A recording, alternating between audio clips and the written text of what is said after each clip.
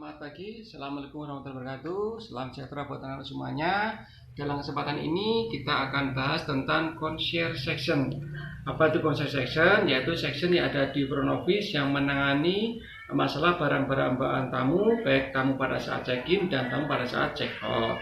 Memang sekarang ini tugas dari concierge itu tidak hanya cuma sebatas menangani barang-barang bawaan tamu atau pada check-in dan check-out, tapi tugasnya biasanya juga dia menangani kalau tamu pada saat ada bak mobil itu kita juga membukakan pintu mobil. Kemudian baik itu check-in atau check-out ya, tidak termasuk check-in check-out pun juga kita bukakan pintunya. Termasuk juga kalau ada barang-barang antaran yang harus diantar ke kamar, itu tugasnya bellboy yang mengantar. Misalkan kayak paket atau misalkan majalah, itu tugas dari bellboy adalah untuk mengantarkan ke kamar. Nanti dengan mengetuk pintu kemudian kita berikan kepada tamunya. Nah, petugas concierge itu biasanya namanya bellboy ya. Jadi sekali lagi bellboy, tapi kalau untuk pimpinannya lebih tinggi namanya bell captain, koordinatornya. Itu adalah tugas dari bellboy atau concierge yang ada di front office.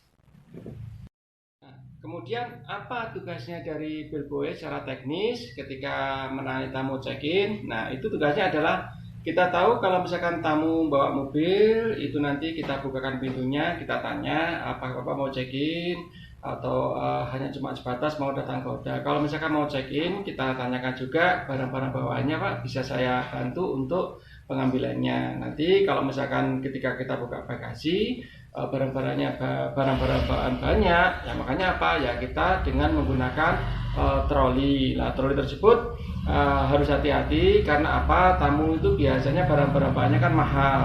Misalkan dia bawa koper, bawa handbag, tas atau suitcase dan sebagainya, itu diperhatikan. Karena apa? Harus diperhatikan, siapa tahu nanti barang tersebut memang tidak boleh dibalik, harus posisi di atas atau di dalamnya ada fragil atau barang-barang pecah belah yang mudah pecah, itu harus diperhatikan. Nah, kalau sudah dibawa barang-barang tadi, kemudian tamunya diarahkan ke resepsionis. Nanti resepsionis akan tugasnya sendiri nanti untuk menceknya tamu. Kita sebagai seorang bellboy itu menyiapkan untuk luggage tag-nya, itu berupa lembaran kecil, nanti akan ditalikan ke dalam tas. Itu nanti untuk memudahkan nomor kamar atau nama tamu. Itu adalah tugas dari bellboy.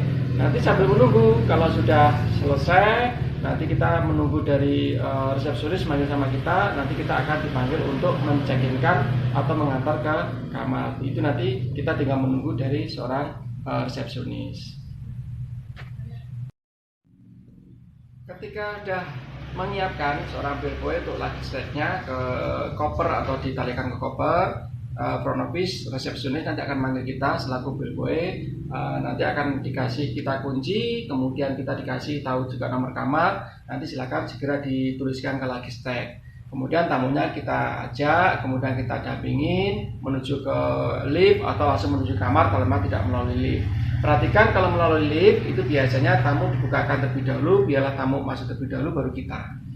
Jangan sampai kita seorang bellboy masuk terlebih dahulu. Nah, kalau hotel tertentu biasanya yang namanya lift service itu berbeda-beda. Jadi ada yang memang tamunya masuk ke dalam lift tamu, kalau kita selaku bellboy kita masuk ke lift service memang berbeda. Tapi kalau jadi satu itu jauh lebih enak. Karena apa? Kita nanti kesempatan untuk bisa ngobrol kepada tamu, misalkan menerangkan tentang fasilitas hotel, kita bisa nanti menanyakan tujuan tamu ke hotel, check-in untuk wisata, tugas dan sebagainya.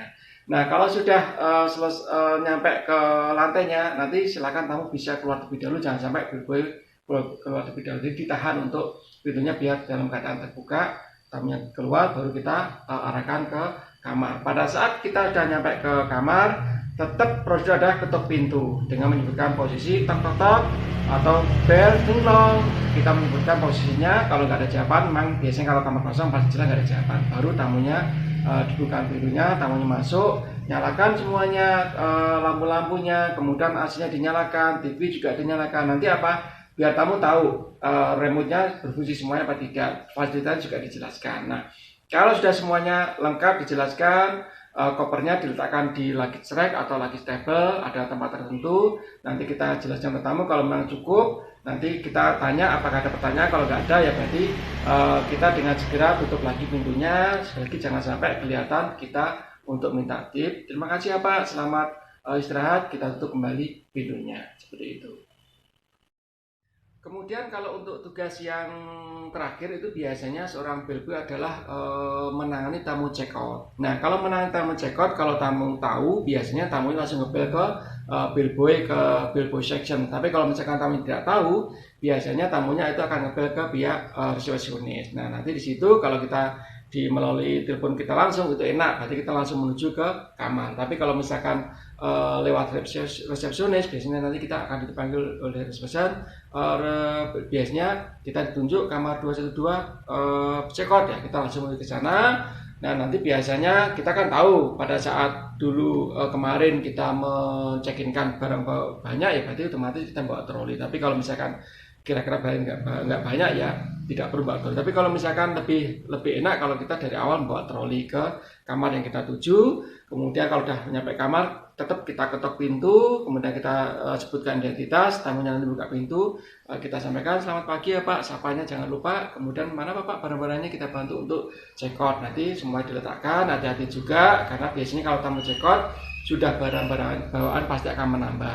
Kemudian kalau misalkan tamunya mau bareng dengan kita itu bagus, kalau tamunya nggak mau bareng berarti kita bisa keluar terlebih dahulu.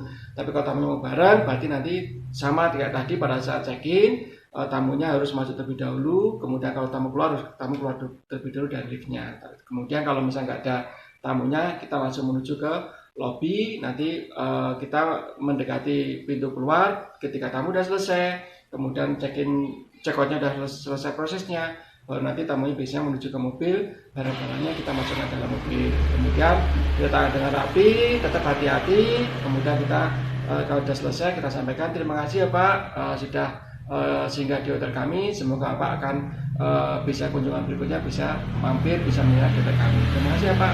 Selamat siang seperti itu. Itu ya anak-anak semuanya. Lebih lengkap nanti ada di slide-nya sudah ada di sana. Terima kasih. Selamat pagi.